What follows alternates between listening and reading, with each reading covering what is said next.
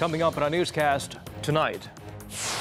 Today, Koreans remember and honor the victims of Japan's wartime sex crimes. President Moon Jaein highlights the need for Tokyo to acknowledge historic facts and apologize. During today's cabinet meeting, President Moon focused on reforming the armed forces, underscoring a recent controversy surrounding the disbanded intel unit. He emphasized the military must only focus on protecting the nation. With cases of BMW cars catching fire increasing by the day, Korea's transport ministry is taking drastic measures. From now on, no cars from the German automaker will be allowed on the roads unless they go through strict safety checks. NEWSCENTER begins now.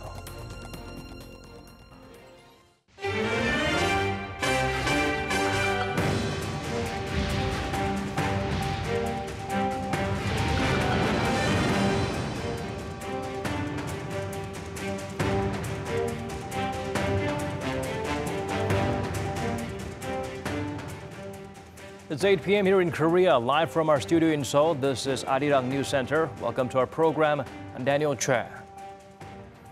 Starting this year, South Korea is marking August 14th as a Memorial Day for victims of Japan's wartime sexual enslavement. At an event to mark the occasion, President Moon Jaein pointed out the issue cannot be solved diplomatically. Shin Se-min has our top story.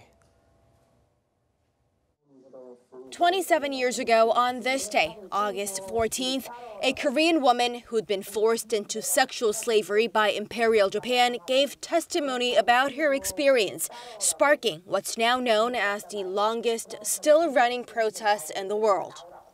For the first time starting this year, South Korea has made it a national Memorial Day to remember and honor the suffering of these so-called comfort women.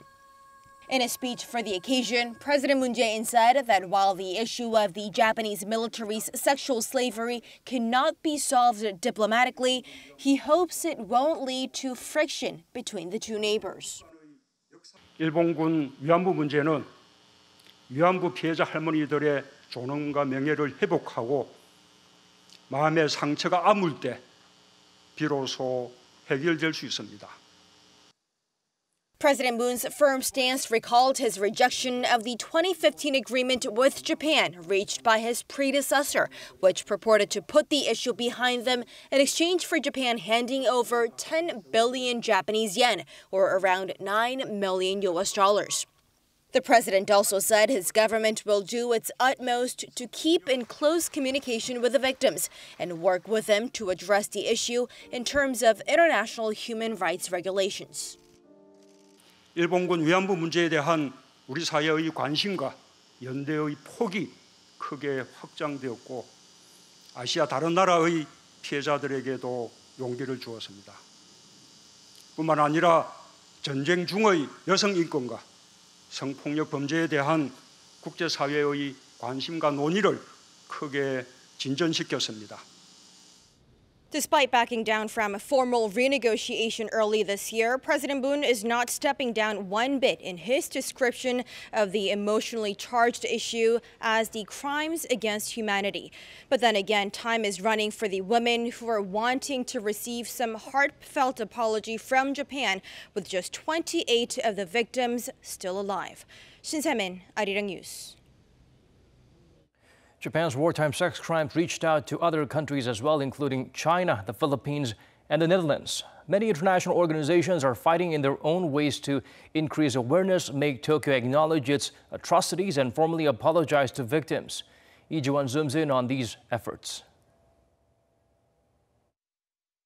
As many as 410,000 women and girls around the world are estimated to have been kidnapped and forced to serve Japanese soldiers at military brothels during World War II. They never received a sincere apology or legal compensation from the Japanese government. That's why international civic groups are working for their cause and to ensure such atrocities are never repeated again. One such organization is the Asian Solidarity Conference for the issue of military sexual slavery by Japan, working across 8 victim countries. We've been meeting since 1992 and have been carrying out a range of activities like helping countries set up comfort women statues. In 2000, the conference successfully opened the Women's International War Crimes Tribunal on the comfort woman issue in Japan. and it deemed Japan's late Emperor Hirohito and others guilty for their knowing participation in the crimes. Another group works to remember this brutal chapter in history by having related documents registered in UNESCO's Memory of the World list. They include historical evidence, testimony, and paintings produced by the victims. More than 2,700 records were submitted from 8 countries in 2016. But last year, UNESCO decided to postpone the listing when a Japanese civic group submitted similar documents with contrasting interpretations, which drew criticism. The U.S. withdrew from UNESCO last year, and Japan, the next biggest donor, held back its payment, pressuring UNESCO to decide in favor of Tokyo. We even got testimony from expert panels that the Japanese government lobbied them to block this registry. For now, Han says that the international body has nominated a mediator for the talks it recommended and that details will soon be announced. The issue is still far from resolved and settling it won't be easy. There hasn't been much progress in getting a sincere apology from Japan. This can be seen in the fact that they do not include this history in their textbooks. And with many of the victims over 90 years old now, more needs to be done for them. But activists say they will continue to speak out. This is not just a problem of history or of Japan's imperialism, but of human rights. We must remember the painful past and the efforts made to overcome the destruction of war. We have to teach correct history and make sure it does not happen again. 이지원, Arirang News. President Moon Jaein invited national heroes and their families to the top office for luncheon today. He pledged not just continued financial support, but also collaboration with North Korea to excavate the remains of Ahn Jung-geun, one of the most celebrated independent activists in the nation's history. Panmunjom shares with us his remarks. A day before the 73rd anniversary of Korea's liberation from Japanese colonial rule, the South Korean president invited a dozen independence fighters and more than 200 relatives of national heroes to the Blue House for a luncheon in their honor. I'm grateful that I was invited out of so many people. I couldn't be more satisfied. What more could I possibly want? Well, it's truly a great honor. I know that I have done nothing to deserve such an honor. I mean, my great-grandfather, he is the true hero. President Moon Jaein has been adamant that South Korea will pay due respect to her heroes. But this time, he insisted that more important than words is action. 내년 3.1운동과 대한민국 임시정부 수립 100주년을 맞아 정부는 북한과 공동사업으로 안중근 의사의 유해 발굴 사업을 추진할 것입니다. The idea was first introduced and agreed upon by President Moon and North Korean leader Kim Jong-un at the first interkorean summit on April 27th. President Moon also called for more financial support for Korea's patriots as an investment in the future. 독립운동가 가문의 현재 삶의 모습이야말로 다음 세대에게 애국의 지표가 되기 때문입니다. He noted that starting this year, special allowances to those families have been increased by 50%. About 17,000 people are receiving such support. President Moon said he will make sure that up to 3 generations of the patriots' relatives are able to enjoy stable lives. He also underscored that the government is now providing housing for those who live overseas but wish to return to their ancestors' homeland. And last but not least, President Moon stressed that the nation will keep searching for forgotten heroes. 202 women were added to the list of independence fighters this year. The slogan for Tuesday's luncheon was "Remembering Our Heroes in the Name of the Republic of Korea." According to President Moon, the independent fighters can be truly honored only by continuing to discover, remember, and repay all their sacrifices. Panmunjom, Arirang News. More than a century has passed since Ahn Jung-geun died while fighting for the country's freedom, and yet his remains are nowhere to be found, which is why the two Koreas are planning an excavation project dedicated to that cause. According to our Hong Yu hopes her high progress will be made soon to bring him back home.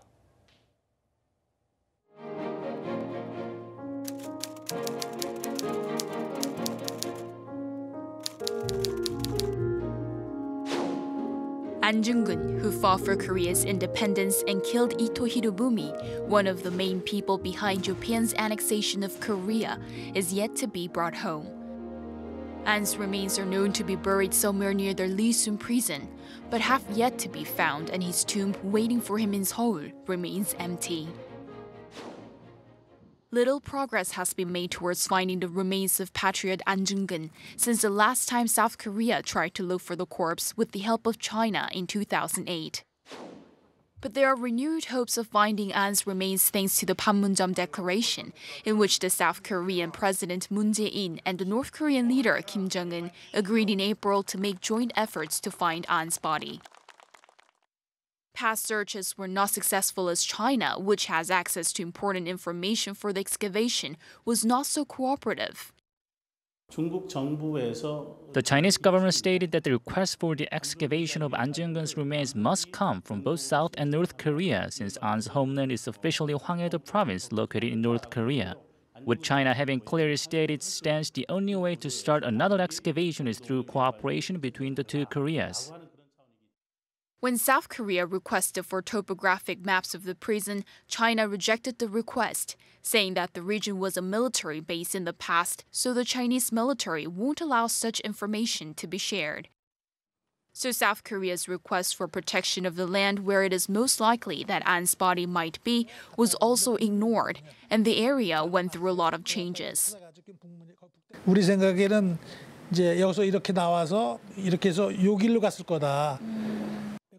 Cooperation from Japan is also important. Perhaps the most crucial clue to find the body is in Japanese hands. The document that specifically states that Ahn was buried in one of the public cemeteries of the prison is kept by Japan. The Japanese government is really meticulous at keeping records of everything. As such, there must be a document with the exact location of Ahn's remains. We keep asking Japan for it, but Tokyo has been uncooperative regarding our request. Moreover, this is not an issue that can be resolved in a short amount of time. And to find such a document, research from both the government and private sector is needed, and the two must work together for the project to be a success. Ahn Jung-geun's last words were, "Bury my body again in my homeland when our nation's sovereignty is restored." Hopefully, if the momentum for peace between the two Koreas continues, Ahn's wish could be at last fulfilled. 홍유, Arirang News. Since 1949, the South Korean government has commanded patriots who fought for the country's independence. However, the number of women celebrated for their devotion to the cause make up only about 2% of them. Ko Ryuni explains what the government's now doing to change that. 93-year-old Han Won-ju is the daughter of a woman named Park Deok-sil, who was an activist for Korea's independence. During Japanese colonial rule, Park not only raised funds to support the independence movement, but also served in an anti-Japanese organization. This year's Liberation Day is extra special for Han because her late mother has been recognized and awarded by the government for the first time. I am very happy because my mother has regained her honor. Also, this award gave me a chance to learn about her specific achievements. Starting this year, South Korea's Ministry of Patriots and Veterans Affairs eased the requirements for the award so that it could honor more women like Park, who only account for around 2% of the total number of patriots recognized so far. This means documents such as memoirs were admitted for the screening process. They took into account the fact that many women participated indirectly in the movement through activities like supporting their husbands. After months of effort, this year the Patriots Ministry and the Institute of Korean History and Culture found 202 more women activists, 26 of whom are to be honored by the government on August 15th. Korean women provided food, clothing, and care for many people during the Japanese colonial period. We thought these kind of activities should be considered in the screening process. And to remember the female independence fighters, groups hold a range of events throughout the country. One organization is the Memorial Society of Women's Independence Movement against Japanese occupation. They put on a theatrical play, painting a vivid picture of the crucial role women played as activists against Japan's colonial rule. Along with the South Korean government, this organization said they'll put on more such events in the future to share the woman's legacy with the public. 고륜이 아리랑 뉴스.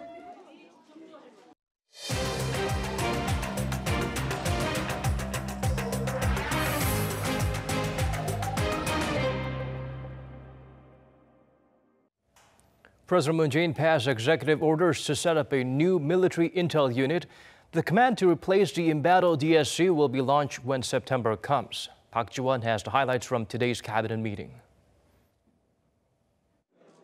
During a weekly cabinet meeting on Tuesday morning, President Moon Jae-in stressed that the newly created Military Intel Command will never be misused for other purposes, such as illegal interference into domestic politics, and it will focus on its original mission of anti-espionage and security-related intelligence activities. 기무사를 해체하고 군사안보지원사령부를 새로 창설하는 근본 취지는 새로운 사령부가 과거 역사와 철저히 단절하고 정치 개입과 민간인 사찰 등 가오를 다시는 반복하지 않도록 하는 데 있습니다. With the passage of the executive orders to set up the new Military Intel Command at Tuesday's cabinet meeting, the new body, which will be officially launched on the first day of September, will have a new legal framework, which aims to institutionally prevent the intel unit from being misused by any future administrations. The new executive orders state the essential principles of its duties, such as the obligation of staying politically neutral, the prohibition of monitoring civilians, the prohibition of misuse and abuse of authority, and the ban on the infringement of human rights. The executive decrees also provide grounds for raising objections or rejecting orders that violate such duties. The previous Military Intel Command was disbanded after a series of confidential dossiers drawn up early last year aiming at illegally interfering into domestic politics were released to the public. Currently, independent investigations are underway on the intel unit's alleged interference in domestic politics, including monitoring civilians and helping draw up a document for the imposition of martial law in case protests turn violent following a court ruling on former President Park Geun-hye's impeachment. Park Ji-won, Arirang News. It's official, another inter-Korean summit will be held in September on the northern side of the border, but there's been a firestorm of speculation about the exact date, among other details. Park Ki-jun tells us more.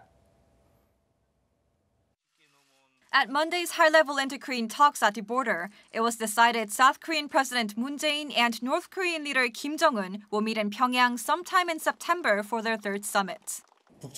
We agreed the summit needs to take place as soon as possible. But considering North Korea's schedule, we've initially decided to hold it in September and set the date through discussions. Realistically, it can't happen in August. The specific date, however, remains unclear. Seoul's presidential office told reporters after the talks that the inter-Korean summit will most likely happen in mid or late September.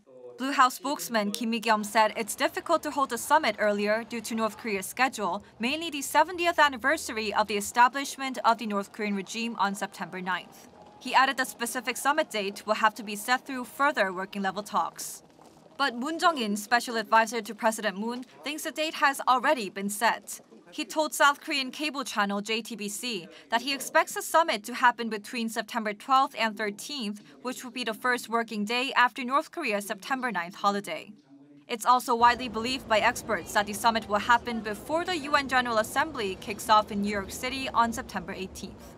World leaders, including President Moon, are scheduled to give speeches there in the final week of the month.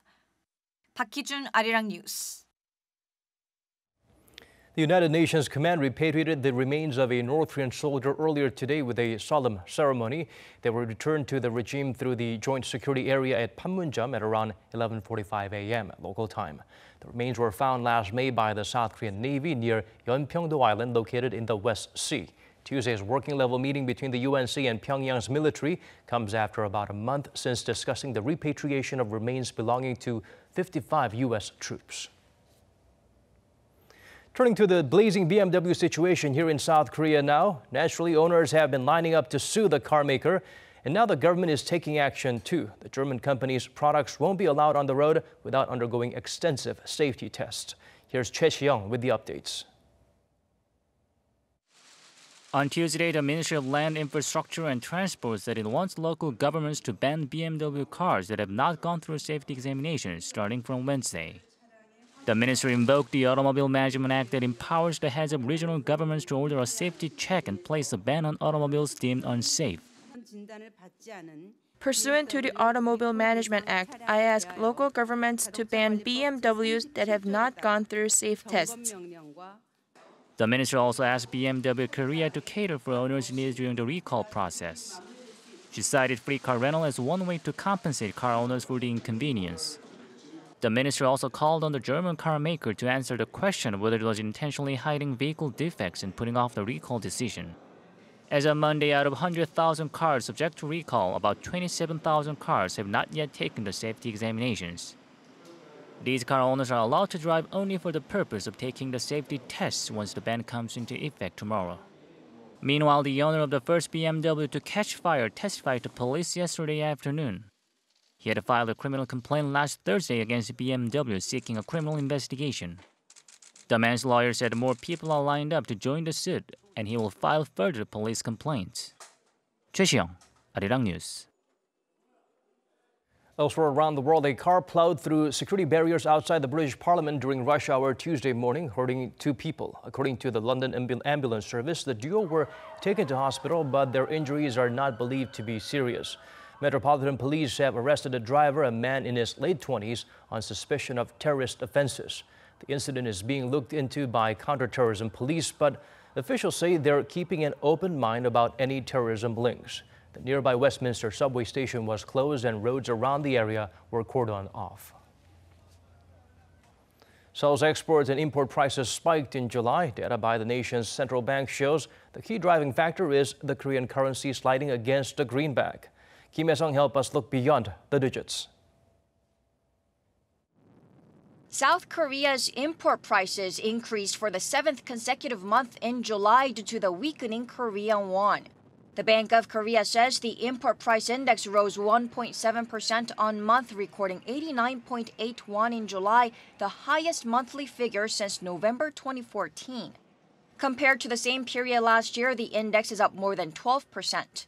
The local currency weakened against the U.S. dollar, recording an average of 1,122.8 won last month, pushing up Korea's import prices despite a slight fall in global oil prices.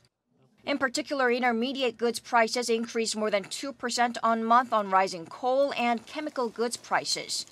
Without the change in the $1 exchange rate, the Bank of Korea says July's import prices would have ticked down 0.8% on month. Export prices rose 2.3% on month to 87.56. Export prices rose on the back of the weakening Korean won and the strong US dollar. Export prices, especially of industrial goods like metals and machinery, went up. The Bank of Korea says export and import prices in particular, affect future consumer prices, so this could mean higher inflation in the months to come. Kim Hae-sung, Arirang News. Moving on to other stories now, a special musical brought to life by the country's army titled The Shinheung Military Academy is set to go on stage at the National Museum of Korea's theater starting September 9th. To celebrate this year's 70th Armed Forces Day, the Army collaborated with a production company named Shownote as well as the Cultural Foundation at the National Museum of Korea. The piece is designed to commemorate the Shinheung Military Academy, where soldiers trained to fight for the nation's independence in the early 1900s. The showcase took place this afternoon at the MND Army Hall. The play features famous actors and musicians who are currently in the service, including Ji Chang-wook and Kang Han-eul, as well as Sung-gyu of K-pop band Infinite.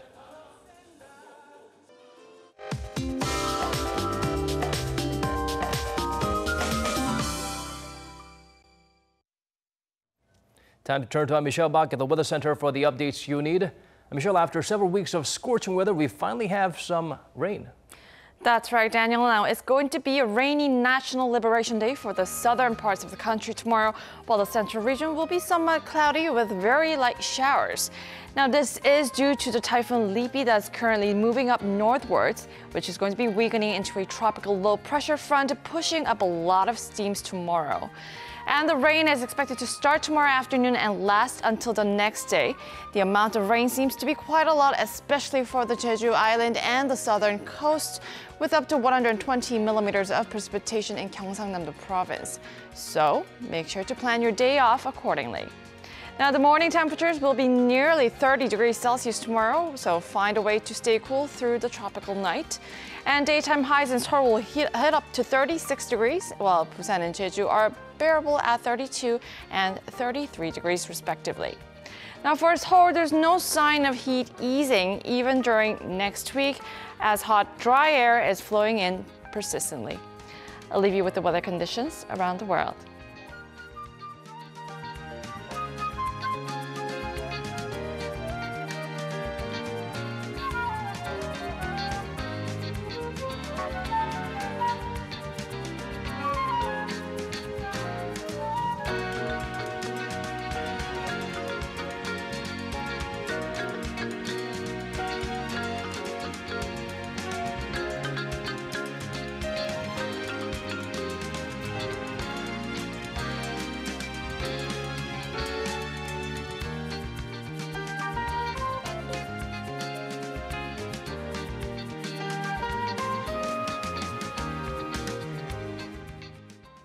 That's all we could squeeze into our newscast tonight. Thank you for watching wherever you may be tuning in from.